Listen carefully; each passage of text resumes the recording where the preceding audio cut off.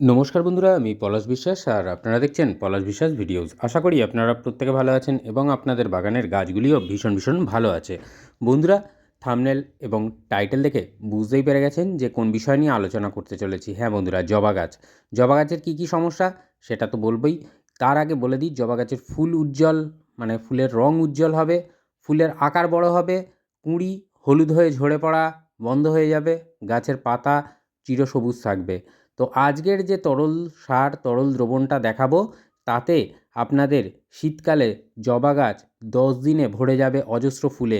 ঝাঁকে ঝাঁকে ফুল ফুটবে আপনাদের জবা গাছে। কারণ এই সিজন ফ্লাওয়ারের পাশাপাশি শীতকালে এই সমস্ত জবাগুলো, অর্থাৎ পুনে, ব্যাঙ্গালোর এবং ট্রপিক্যাল ভ্যারাইটির যে সমস্ত জবা, তারা কিন্তু প্রচুর পরিমাণে ফুল আপনাদেরকে উপহার দেয় আপনাদের বাগানে, এটা আমরা সবাই জানি। আর অবশ্যই রং ঠিক এই রকম উজ্জ্বল হবে এবং প্রচুর পরিমাণে ফুল আপনি কিন্তু আপনার জবা গাছ থেকে পাবেন। তো আজকের যে পরিচর্যাটা দেখাবো, একদম স্টেপ বাই স্টেপ সেই সব জিনিসগুলো নিয়ে এই তরল দ্রবণ, এই তরল সার আপনাদের জবা গাছকে পান করিয়ে দিন। ব্যাস, দেখবেন দুর্দান্ত রেজাল্ট আপনারা উপহার পাবেন আপনাদের বাগানের জবা গাছগুলো থেকে। তো বন্ধুরা, বাগানে জবা করেন না এমন বাগানই কিন্তু খুঁজে পাওয়া দুষ্কর। তাই বলবো যে আজকের যে পরিচর্যাটা দেখাবো, সকলের মাঝে, সকল বাগানপ্রেমী বন্ধুদের মাঝে শেয়ার করে দিন। প্রতিদিন সন্ধ্যে 6টায় বাগান সংক্রান্ত ভিডিও আমার চ্যানেলে আসে। তাই বলবো, যারা এখনও চ্যানেলটি সাবস্ক্রাইব করেননি, সাবস্ক্রাইব করে দিন এবং পাশে থাকা বেল আইকনটা প্রেস করে অল করে দেবেন। তাহলে আমি যখন প্রতিদিন সন্ধ্যে 6টায় আমার বাগান সংক্রান্ত ভিডিও আপনাদেরকে উপহার দেব, তার নোটিফিকেশান আপনাদের মোবাইল, কম্পিউটার অথবা টিভি স্ক্রিনে পৌঁছিয়ে যাবে। জবা গাছ রোদ খুব ভালোবাসে, জবা গাছ খেতে খুব ভালোবাসে, জবা গাছ হালকা ময়েশ্চার মাটি পছন্দ করে। এই 3টে জিনিস আপনারা মাথায় রাখবেন। তবে খেতে ভালোবাসে মানে পরপর খাবার দিয়ে যাব এমনটা নয়। যেভাবে দেখাচ্ছি পরপর কেয়ার সেইভাবেই করবেন। এর আগে আমি জানুয়ারির কেয়ার দেখিয়েছি, মিক্সড ফার্টিলাইজার কীরকমভাবে দিতে হবে, কতটা পরিমাণে দিতে হবে। যারা দেখেননি তারা দেখে নিতে পারেন ভিডিও লিস্টে গিয়ে।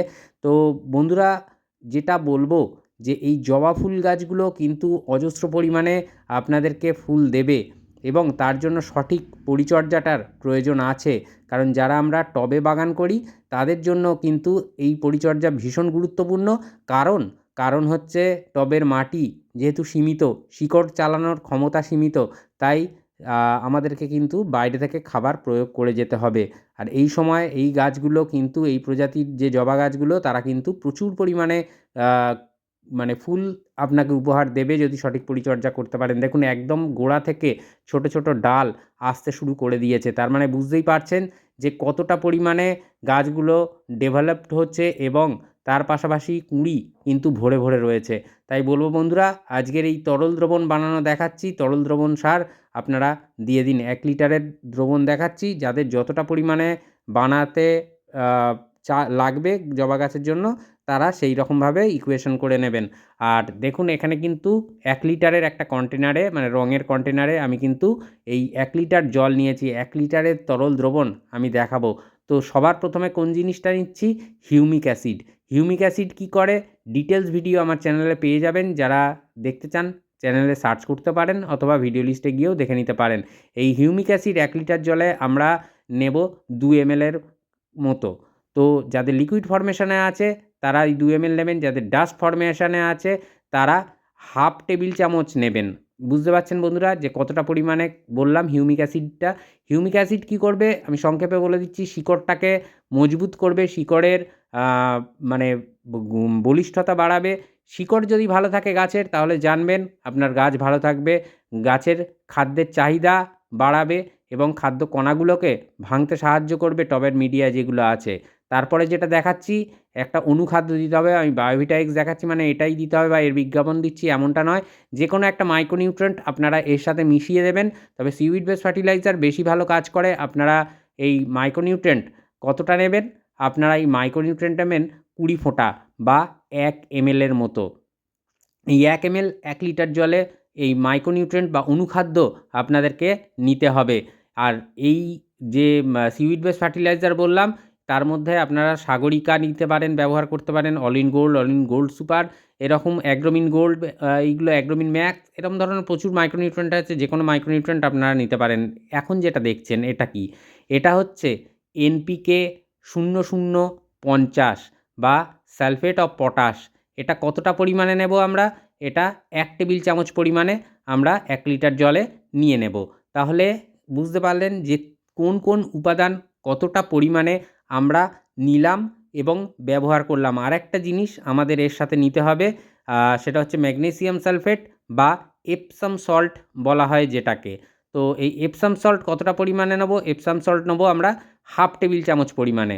অর্থাৎ বুঝতে পারছেন যে কতটা পরিমাণে নিতে হলো। এবারে বলে দিই, এই ম্যাগনেসিয়াম সালফেট বা এপসাম সল্ট গাছের পাতাকে যেমন সবুজ করবে, তেমন গাছের বৃদ্ধিতে সাহায্য করবে, নতুন পাতা আনতে, ডাল আনতে সাহায্য করবে। পটাশিয়াম বা যেটাকে দেওয়া হলো সালফেট অফ পটাশ, যেটা NPK 0050, এটা আপনাদের গাছে কুঁড়ি এবং ফুল নিয়ে আসতে প্রচুর পরিমাণে সাহায্য করবে।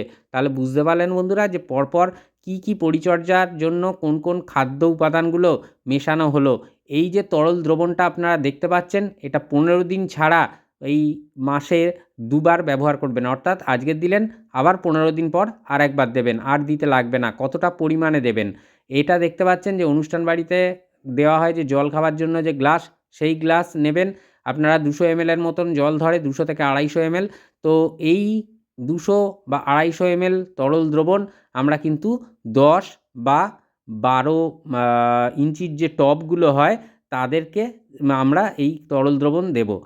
আর এই তরল সার দেওয়ার আগের দিন ময়েশ্চার মিডিয়া রাখতে হবে। অর্থাৎ যে কাদা জ্যাবজ্যাবে হয়ে থাকবে বা খটখটে শুকনো হয়ে থাকবে এরকম নয়, হালকা ময়েশ্চার থাকবে এই রকম মানে দেখে আমাদের কিন্তু এই তরল সার আমরা আমাদের জবা গাছগুলোকে খাওয়াবো।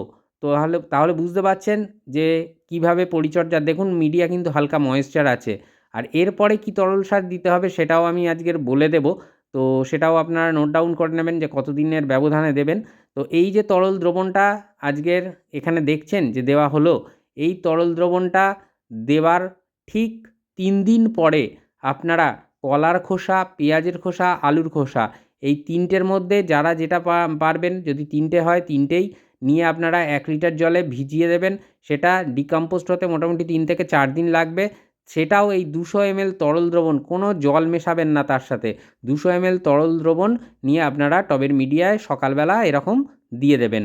তাহলে দেখবেন যে আপনাদের গাছের যে ফুলের রং বলছি সেটা দেখবার মতো হবে। অজস্র পরিমাণে ফুল আপনার জবা গাছে ফুটবে। তার পাশাপাশি 10 দিনের ব্যবধানে কিন্তু আপনারা পেয়ে যাবেন অজস্র গাছ ভরে যাবে কুঁড়িতে এবং ফুলে। এটা যদি আপনারা করতে পারেন, ফুল সানলাইটে গাছ থাকবে। আর অবশ্যই কীটনাশকের ব্যবহারটা কিন্তু করতে হবে বন্ধুরা। তার কারণ আমরা খাবার দেব, নতুন নতুন কচি কচি ডাল আসবে, নতুন ছোটো ছোটো কচি কচি কুঁড়ি আসবে। তার সাথে কিন্তু পাল্লা দিয়ে জাপ পোকা, মিলিবাগ, এই ধরনের জবা গাছে যেগুলো আক্রমণ করে সেই ধরনের পোকামাকড়গুলো আসবে। অর্থাৎ আমরা খাবার দিলে তার পাশাপাশি আমাদেরকে কিন্তু কীটনাশকও প্রয়োগ করতে হবে। সপ্তাহে একবার করে আপনারা যে কোনো মানে নিম অয়েল আপনারা স্প্রে করুন গাছের পাতায়, বাগানে সব গাছের পাতায় করবেন। আমি যেমন রবিবার করে থাকি গাছে, সেই রকম আপনারাও একটা দিন বেছে নেবেন সন্ধ্যাবেলার দিকে বা বিকেলের দিকে। তখন কিন্তু এই স্প্রেটা আপনারা আপনাদের গাছে করে দেবেন, নিম অয়েলের স্প্রে। আর 10 দিনের ব্যবধানে যে কোনো কীটনাশক 2 ধরনের রাখবেন, ঘুরিয়ে ফিরিয়ে আপনারা ব্যবহার করবেন এই জবা গাছের পাতায়। তাহলে এই কীটনাশকের ব্যবহারটা যদি আপনারা করেন এবং নিম অয়েলের ব্যবহার করেন তাহলে গাছ থাকবে রোগ পোকামুক্ত। আর যে খাবারগুলো বললাম, যে খাবারগুলো দেখালাম, সেইগুলো যদি সঠিকভাবে দিতে থাকেন তাহলে দেখবেন আপনার জবা গাছ কিন্তু সেরা হবে। আর অবশ্যই বন্ধুরা সপ্তাহে 2 বার করে এখন এই সমস্ত ট্রপিক্যাল ভ্যারাইটির যে জবাগুলো আছে তাদেরকে সরিষার খোল পচা জল পাতলা করে সাধারণ জলের সাথে মিশিয়ে আপনারা প্রদান করবেন টবের মিডিয়ায়। তাহলে বুঝলেন যে কী পরিচর্যা করলে আপনাদের গাছের একটাও কুঁড়ি হলুদ হবে না, পাতা হলুদ হয়ে ঝরে পড়বে না। আর 10 দিনের মধ্যে আপনাদের গাছ ভরবে অজস্র ফুলে এবং কুঁড়িতে এই শীতকালে। তাহলে বুঝতেই পারছেন যে প্রচুর পরিমাণে জবা ফুল পেতে গেলে, একটা সুস্থ সবল গাছ করতে গেলে আপনাদেরকে কী কী পরিচর্যা করতে হবে, কী খাবার দিতে হবে, কোন তরল সার আপনারা প্রদান করলেই আপনাদের ফুলের আকার বাড়বে, রং দেখবার মতো হবে। আর আমরা সবাই জানি যারা এই ট্রপিক্যাল ভ্যারাইটির জবা বা এই পুনে ব্যাঙ্গালোর ভ্যারাইটির জবাগুলো করি, তারা কিন্তু জানি যে এই শীতকালে 2 থেকে 3 দিন করে আমাদের এই গাছে জবাগুলো মানে থাকে, তাহলে কেন বন্ধুরা শীতকালে সিজন ফ্লাওয়ারের পাশাপাশি এই সমস্ত জবাগুলোকে আমরা আমাদের বাগানে ঠাঁই দেব না? তো তাহলে বুঝতে পারলেন যে কীভাবে পরিচর্যা করতে হবে। আবার আসছি আগামীকাল ঠিক সন্ধ্যে ৬টায় নতুন কোনো গাছের পরিচর্যা বিষয়ক ভিডিও নিয়ে। ততক্ষণ সকলে সুস্থ থাকুন, ভালো থাকুন, প্রচুর পরিমাণে গাছ লাগানোর পাশাপাশি দেখতে থাকুন পলাশ বিশ্বাস ভিডিওস। মন থাক চিরসবুজ, পৃথিবী হোক সবুজময়। আজকের এ পর্যন্তই, আবার আসছি আগামীকাল ঠিক সন্ধ্যে ৬টায়। হ্যাপি গার্ডেনিং বন্ধুরা, নমস্কার।